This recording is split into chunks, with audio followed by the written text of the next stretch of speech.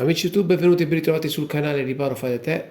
Oggi andremo a riparare un climatizzatore a marchio Midea Confi, dove il prodotto si accende però non esce aria. Ecco qui, come potete notare amici, il motore non si avvia proprio. Le schede che monta questo climatizzatore vengono anche montate sui clima Hisense, Electroline e anche Beko. Andiamo dalla parte esterna. Ecco amici, come potete notare il motore non funziona proprio, infatti non gira nemmeno una ventola.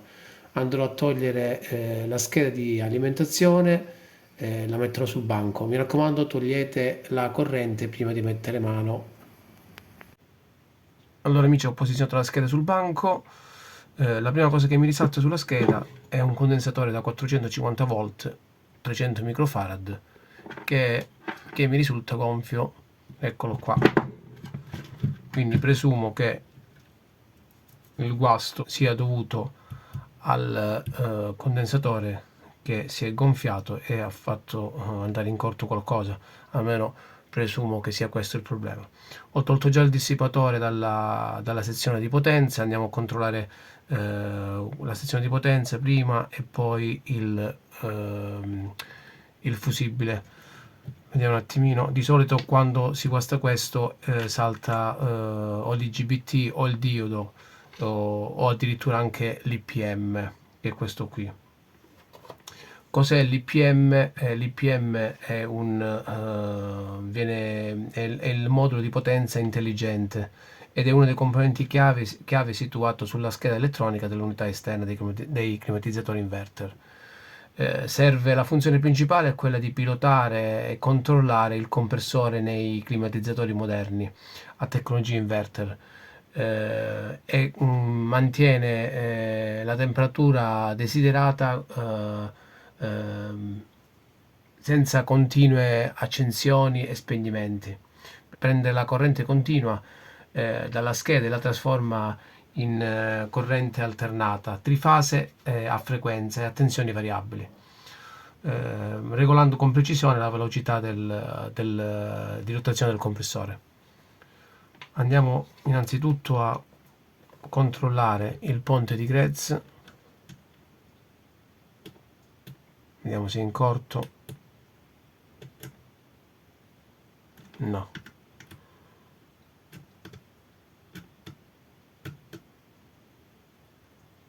E qua è ok. Controlliamo l'IGBT.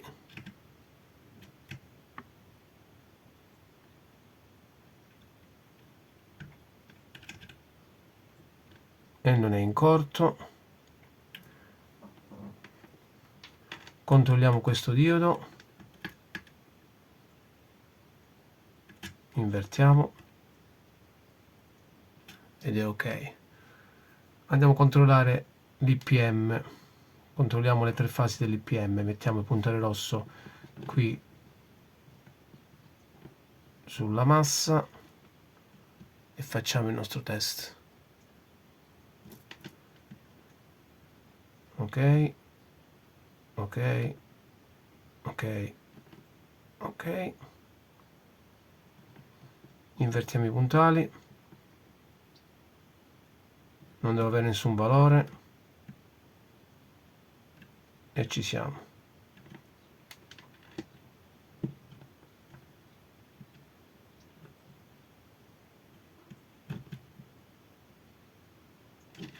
L'IPM sembra salvo, quindi la parte di potenza è ok. Controlliamo il fusibile.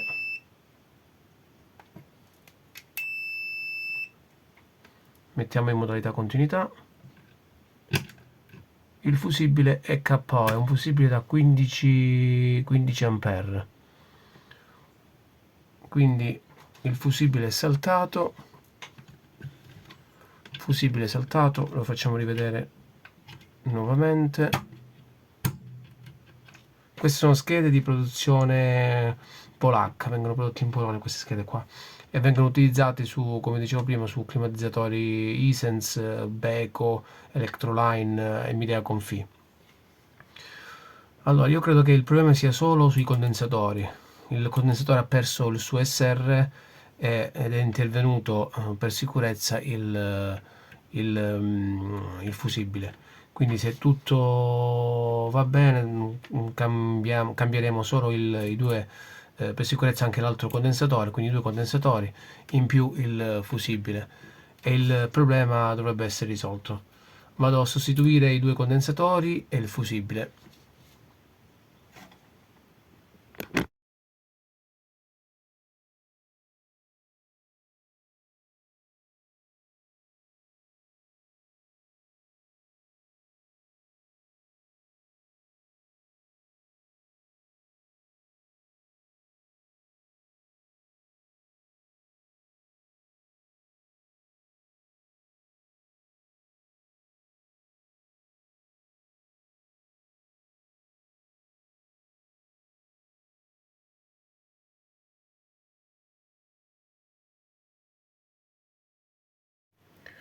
Allora, ho sostituito i componenti danneggiati, i due condensatori più il fusibile, quindi ho ripristinato i componenti come dicevo.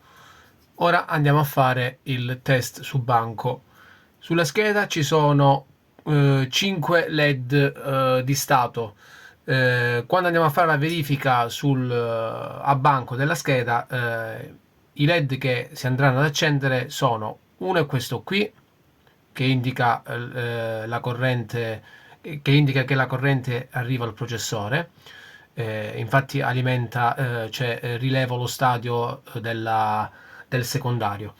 Mentre questi 4 LED che si trovano qui, che sono 1, 2, 3 e 4, si accenderà solo il primo dei 3 LED, che indica che la parte primaria funziona. Gli altri 3 LED si accendono solo quando sono collegati, quando è collegata la sonda, il compressore. In questo caso io sto facendo il test a banco, quindi questi LED in teoria non si dovrebbero accendere. Se si accendono significa che c'è un'anomalia, ma l'anomalia potrebbe anche essere rilevata dal fatto che il microprocessore non rileva né il compressore né le sonde.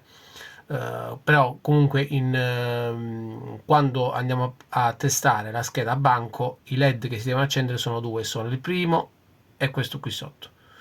Ho collegato la scheda con una lampadina in serie, eccolo qui, l'ho collegato su una lampadina in serie, do corrente all'alimentazione, ho collegato neutro e fase direttamente alla lampadina, diamo corrente,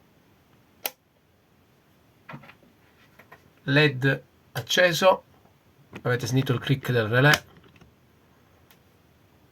ecco qui, 1 e 2, i due LED di stato sono accesi.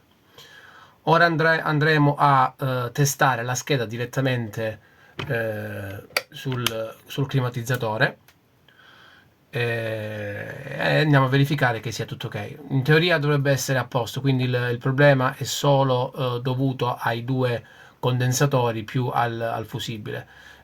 In questo periodo avere un climatizzatore in casa diventa la cosa primaria, visto il caldo che fa in questi giorni. Mi raccomando, ogni volta che quando andate a staccare la scheda, togliete l'alimentazione dal motore, ok? Molto importante, anche perché lavoriamo su correnti su correnti molto elevate. Quindi fate attenzione. Adesso andrò a mettere il dissipatore sulla parte primaria che manca, sulla parte di potenza, da questa parte qui, e andrò a installare la scheda sul nostro motore. Allora, scheda montata sul nostro climatizzatore, andiamo a fare il test, accendiamo.